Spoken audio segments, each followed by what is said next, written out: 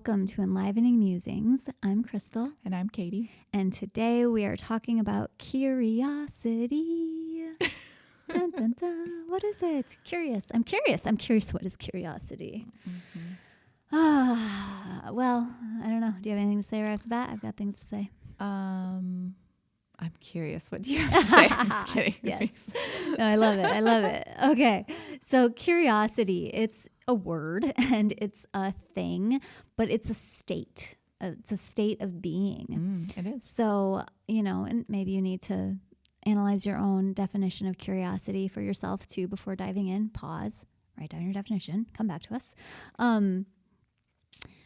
But it's a powerful state of being. And so that's why we kind of wanted to talk about it today, because when we're curious, we get to dismantle all kinds of stuff that's holding us back from living fully lit up and alive and amazing. We dismantle things that are holding us back from healing. We dismantle relationship struggles. We dismantle money issues. We just can dismantle all of this stuff because we're in a state of being curious. We're not in a state of resistance or this is the way it is. It just is what it is. There's certain times when I feel that statement, it is what it is appropriate. And there are so many times where I see that and I cringe because I feel like it stops possibility. And if we got curious with the situation, what could change? What possibilities are available to us? And I guess that's probably one of the biggest things with curiosity is it really can open the door to possibility. Yeah. Yeah, I love using it for myself. And in my practice with my patients is like, let's just be curious, because sometimes I feel like there's a lot of pressure of like, you need to feel a certain way, or you like, okay, this hurts and it's tight. Let's soften and relax. And like, that's not, let's just be curious of what it is first. Let's just explore, be curious.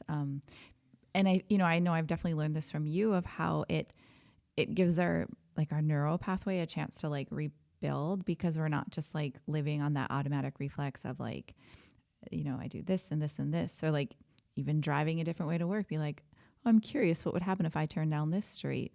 Yeah. Oh, interesting. Or I saw this thing I never saw.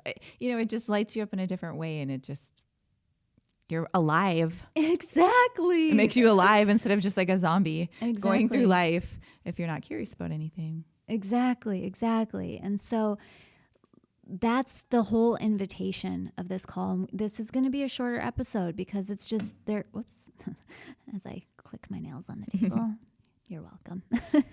Because I knew you were curious what that noise was. But that's what this whole episode is about, is that invitation of, can you bring more curiosity into your life? Where are things lacking curiosity in your life right now? And spend some time with that, whether it's now and you pause this or you write it down and revisit it later. Where are you lacking curiosity? Do your days look the same every single day? Does your relationship look the same every single day? Does the way your body feel the same every single day? Where is that curiosity maybe missing a little bit? Where is it activated?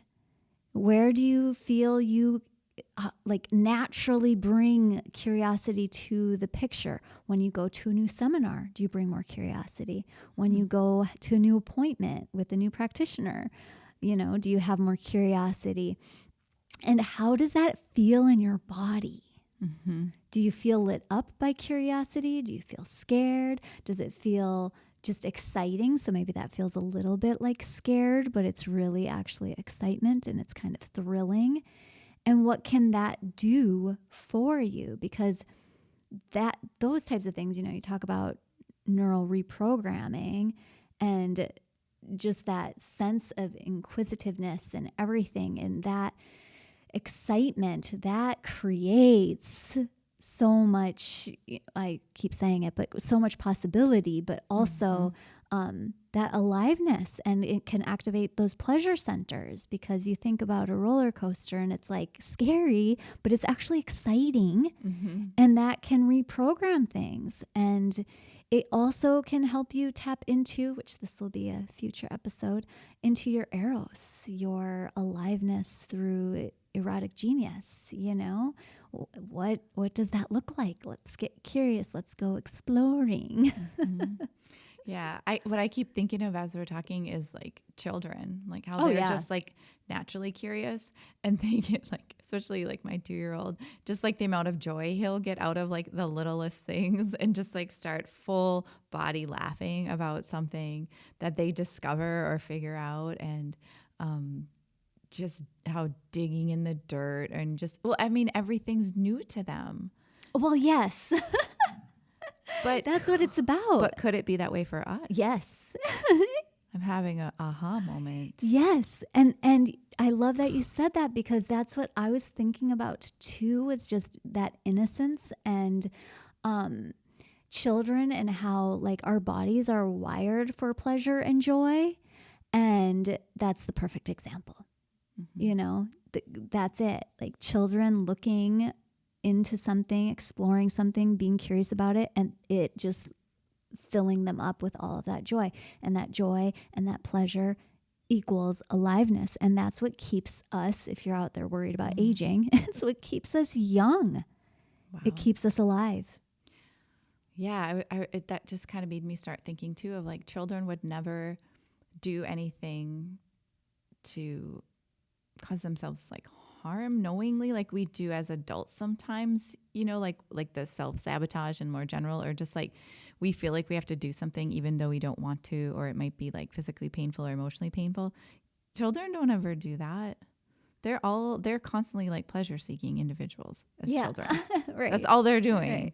That's why if you let them, they would just eat like candy all day long. Like, you know, until they don't. I will say they have a great regulatory system. They generally won't make themselves get sick, but when they're cut off from it, this is part of unschooling. Sometimes if a person radically unschools, if they're radical about it, they let their kids eat however much, whatever they want, whenever they want.